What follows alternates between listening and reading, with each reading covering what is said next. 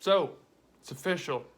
I finally, after many hours of painting, I finally finished it. Super excited to show it to you guys. But before I do, it's gonna be like a neat little kind of speed painting, sort of, just clips of the progress I've made on the Neyyah painting. But I wanted to share with you, and sorry, my hair is wet. I just got out of the shower and shaved. But before I share with you all the art clips that I did and compiled together throughout the entire process, I just thought I'd share with you the story behind it. So as a kid, I'll make it brief. As a kid, I played a game. I was a big gamer as a kid, and I played a game that my dad bought. I was real little, like 6, 7 maybe, around there. And it was Titanic, and it was a point-and-click adventure game. And I had a lot of fun with it, and I loved the atmosphere and stuff. But the biggest one that stuck out was the Crystal Key, which was also a point-and-click adventure game. And it just, I loved the immersion, like just the atmosphere and the environments and stuff, and how the story sort of is tied in with the environment and stuff. And I really loved how you could tell a story with the environment, and that played a big role that really inspired me as a kid to create my own landscapes and environments and things like that, to show other people. I love the idea of creating a fantasy world and being able to physically show someone something out of my head, And gaming played a big role in that. There's many different inspirations, but gaming was certainly one of the big ones. And I grew up playing quite a few different other point-and-click games, not a whole lot, just like a handful of them. I'm not a big, hardcore point-and-click adventure game. I couldn't list off 50 of them, like some people can, but I've played a good handful of them. And my dad bought a game called Darkfall, which is another really fun atmospheric game, and I absolutely loved it. Played hours of it, never beat it because it was really hard. And I ended up really loving it, played the hell out of it. And again, it was all that immersion and stuff that really inspired me and stuff. And years down the road on Facebook, I became friends with Jonathan Boakes, who is the creator of Darkfall series, as well as other games. So that was really cool, and I just told him hey, you're a big inspiration to me and your games and my artwork, and I showed him my artwork and stuff, and he thought it was cool, and we became friends on Facebook. And I was looking online because I played almost all of the point-and-click adventure games on Steam that was more interesting to me, kind of like the Myst style games, and couldn't find any really. And so I went on YouTube and just typed in something hey, Myst type games coming out, and I came across a game called Neyyah, and it was just showing what the game is, because it's currently in development, and they were showing off the graphics, and it was very Myst like. But it definitely had its own unique story and mood and atmosphere and stuff. And I'm that looks really cool. It's very hyper realistic looking and stuff. And I was that's neat. And later down the road, I commented on one of Jonathan Boakes' comments about his newest game project he was working on, and the guy commented on it, and I can't remember exactly how we started talking, but we started talking, and I came to the realization shortly that the guy I was talking to, whose name is Aaron Guinair, is the developer of Neyyah. And so when I found that out, I was man, that's really cool, So we started talking, and I showed him some of my artwork and stuff, and we agreed.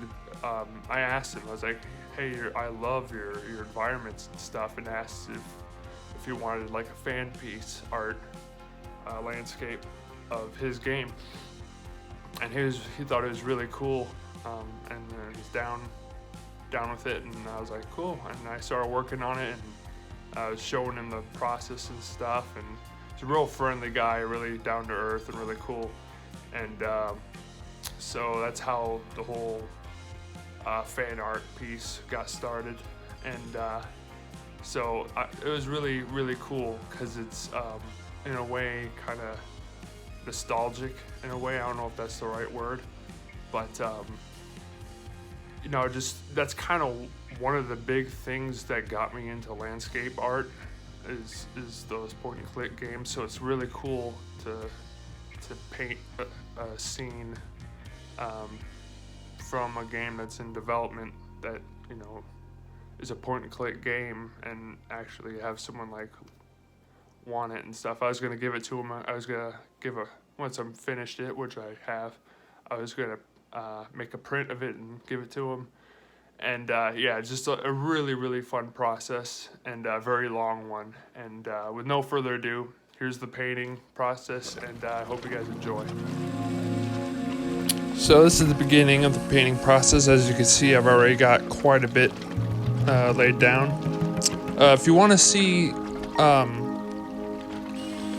the point where I got to this point in the video, there's previous videos that you could watch where I painted all this in that you're seeing right now.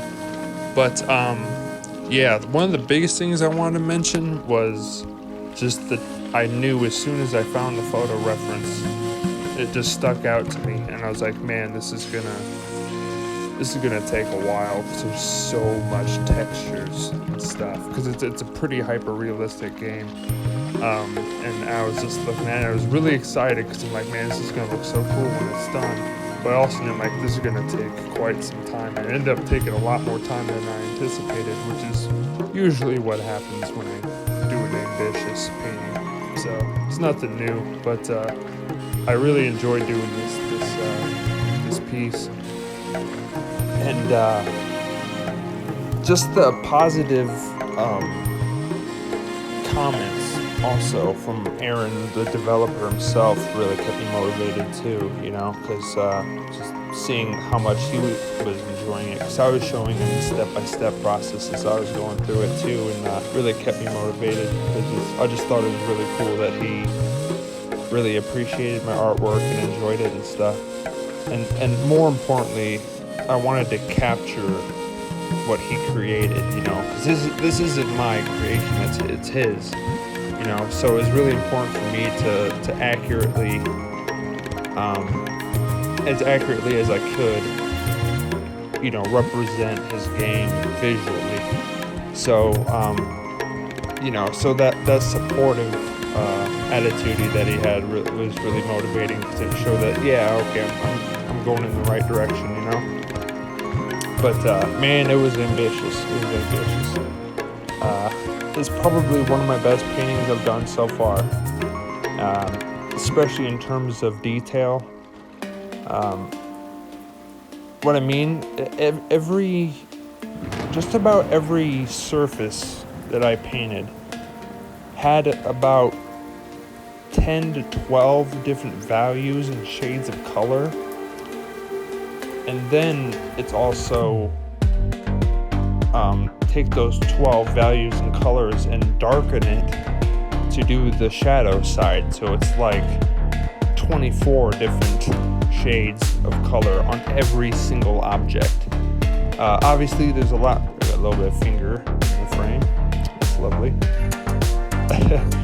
As I was saying, it gets a little less detail in the distance just because of perspective and stuff, but even the objects in the distance had a lot of different shades and tones, and it was a lot to work with.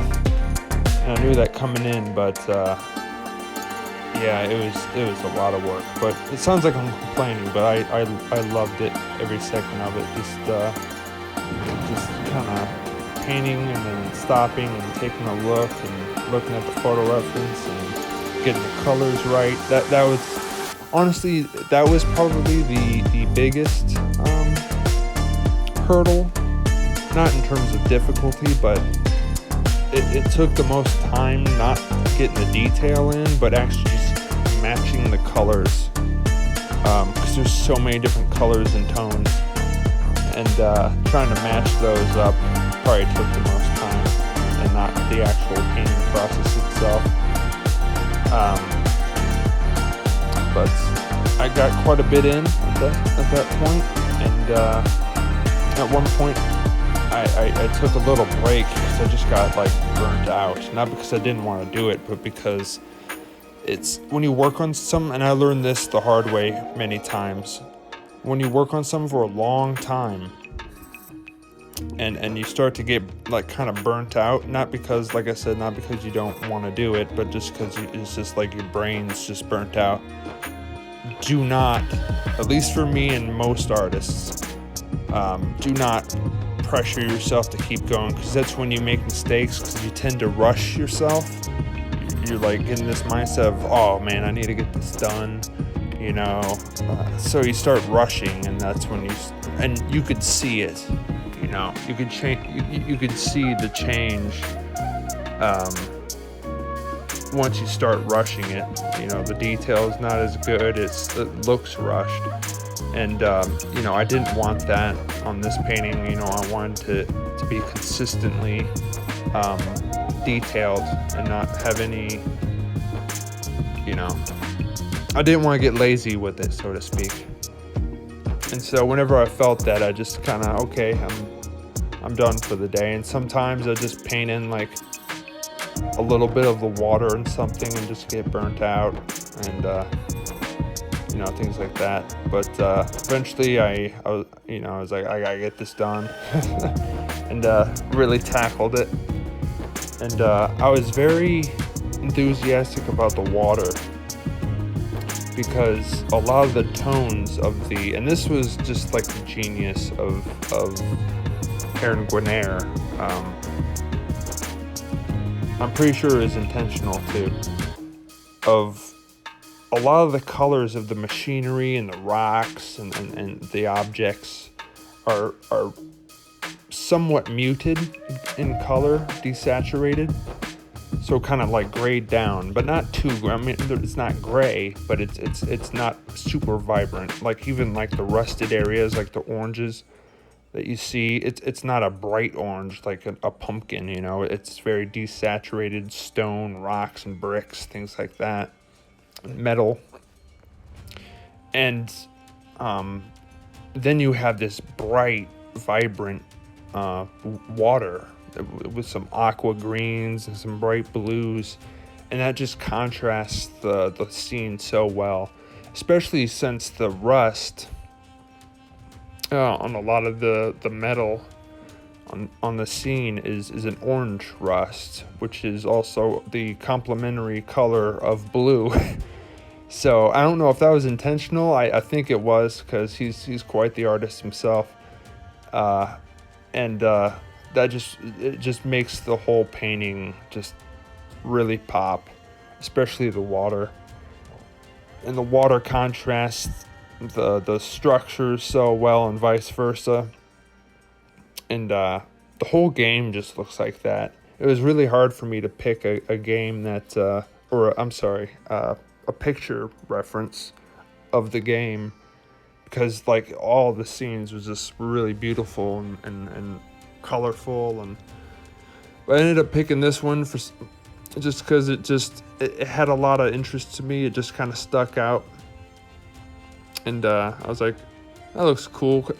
If you've seen my previous paintings, you know I like a lot of industrial type stuff with pipes and stuff, and I've always liked that combination of nature and like industrial stuff kind of like combined in the same scene. And so this particular painting, and you see a lot of that in Neyyah, at least from the photo references that I've seen. But this one really stuck out, especially how it's kind of enclosed. So it really feels like you're just kind of like just kind of in this area, and with that wall there, it makes you wonder what's outside of that wall, you know? At least that's kind of the feeling that I got. It feels like you're visiting this world for some reason. And And yeah, that was a nice sideways shot. That was beautiful. Didn't even realize that until after I edited it. But oh well, it's okay. I'm not a professional film photographer yet. I'm getting better, you know. I'm still new to YouTube.